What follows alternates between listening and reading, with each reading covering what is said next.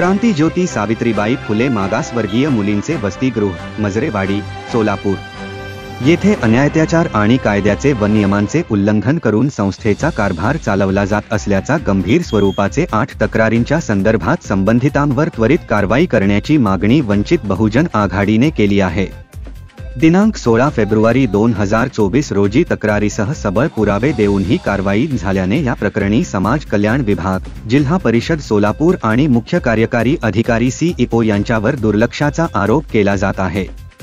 वंचित बहुजन आघाडीने 25 जानेवारी 2025 पर्यंत योग्य ती कारवाई झाल्यास 26 जानेवारी 2025 रोजी प्रजासत्ताक दिनी निषेध धरणे आंदोलन करण्याचा इशारा दिला होते। त्याच अनुषंगाने 23 जानेवारी 2025 रोजी दुपारी 12 वाजता वंचित बहुजन आघाडीच्या शिष्टमंडळाने जिल्हा परिषद मुख्य कार्यकारी अधिकारी यांची भेट घेऊन वस्तुस्थिती त्यांचे समोर मांडल्याने मुख्य कार्यकारी अधिकारी यांनी कारवाई करण्याचे आदेश समाज कल्याण अधिकारी यांना दिला आहे। जिल्हाध्यक्ष चंद्रशेखर मडीखांबे आणि शहराध्यक्ष प्रशांत गोणेवार यांच्या नेतृत्वाखाली झालेल्या या चर्चेत समाज कल्याण अधिकारी श्री कवले यांना संस्थेतील गैरप्रकारांबाबत प्रश्न विचारले गेले। तक्रारींच्या मुद्द्यावर जिल्हाध्यक्षांनी श्री कवले यांना जाब विचारला असता ते निशब्द झाले आणि त्यांनी थेट उत्तर देण्यास असमर्थता दर्शवली। या वसतिगृहात केवळ 14 विद्यार्थी राहतात, खोटी नोंदणी करून 25 विद्यार्थी वसतिगृहात राहत असल्याचे गैरप्रकार करून शासनाची फसवणूक करत आहे, असे अहवालात स्पष्ट उल्लेख आहे। तसेच समाज कल्याण निरीक्षकांनी वेळोवेळी केलेल्या वसतिगृहाच्या तपासणीत 6 वेळा आढळून 14च मुली असल्याचे आढळून आले आहे।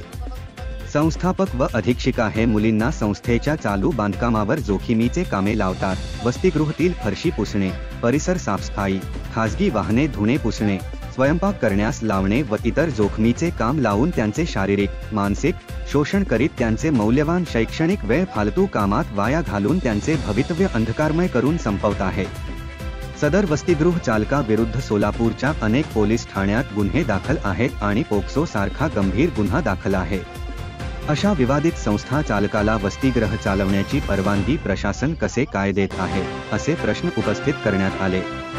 मुख्य कार्यकारी अधिकारी यांनी या प्रकरणी कडक भूमिका घेत पुरावे स्पष्ट असताना अद्याप कारवाई का केली नाही, असा सवाल करत संबंधितांवर कारवाईची गती वाढवण्याचे निर्देश दिले।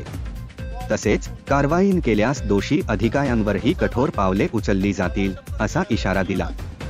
या बैठकीत जिल्हाध्यक्ष चंद्रशेखर मडीखांबे, लोकसभा उमेदवार आतिश बनसोडे, दक्षिण तालुका अध्यक्ष सुरेश देशमुख, शहराध्यक्ष प्रशांत गोणेवार, महासचिव विनोद इंगळे, उपाध्यक्ष विजानंद उघडे, विधानसभेचे उमेदवार श्रीनिवास संगेपांग, उपाध्यक्ष शरीफ शेख, संघटक प्रफुल्ल दुपारगुडे व गौतम थापटे यांसह अर्जदार रोहित लालसरे व अनेक पदाधिकारी आणि कार्यकर्ते उपस्थित होते। वंचित बहुजन आघाडीच्या या निर्णायक भूमिकेमुळे वसतिगृहात होणाऱ्या गैरप्रकारांवर कारवाई होण्याची शक्यता आहे।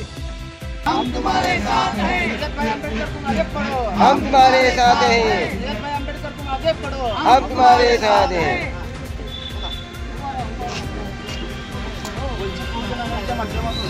आज रोजी शिवसाहेबांना 26 जानेवारी प्रजासत्ताक दिनानिमित्त आम्ही वसतिगृहाच्या संदर्भात निवेदन तक्रार ठोस कारवाई करत असल्यामुळे धरणे आंदोलन करणार होतो, निषेध धरणे आंदोलन, त्या संदर्भात बोलण्यामध्ये आले असता शिवसाहेबांनी आम्हाला आश्वासन दिलेले आहे की तुमच्या जे अर्जावर ठोस कारवाई केली जाईल आणि आम्ही हे पुरावे बघितले असता त्यांच्या निदर्शनात आले की ही बाब अत्यंत गंभीर आहे, या न्यायावर कारवाई झालीच पाहिजे। सर्व बाबी त्यांच्या पूर्ण लक्षात आले असल्याने ते समाज कल्याण अधिकारी यांच्यावर रागाने बोलावून त्यांना सांगितलं की लवकरात लवकर कारवाई करा आणि असं पत्र त्यांना काढा असं सांगितलं असता आम्ही आत्ताच समाज कल्याण अधिकाऱ्यांना भेटू आणि त्यांनी 5 वाजता आम्हाला सविस्तर व्यवस्थित पत्र लिहून आम्हाला देतो म्हणजे ते ठोस कारवाईचं आश्वासन दिलेलं आहे। त्यामुळे आम्ही सदरचं आंदोलन तुर्तास स्थगित करत आहोत। नमस्कार। ज्या वसतिगृहाच्या संदर्भामध्ये गेल्या 2 वर्षापासून शहराचे पदाधिकारी आंदोलन करत होते आणि याची माहिती महाराष्ट्र अनुसूचित जाती आयोगाला सुद्धा दिली गेलेली होती।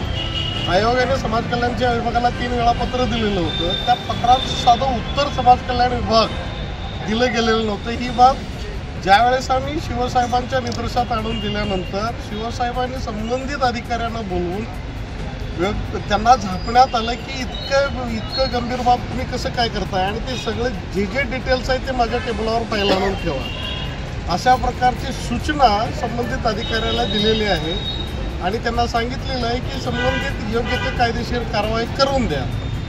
आणि आम्हाला सांगितलं, आम्हाला सुद्धा त्यांनी विनंती केली की तुम्ही 26 जानेवारीचं जो आंदोलन आहे तो स्थगिती करावा, कारवाई करण्याचं आश्वासन मी देतो तुम्हाला.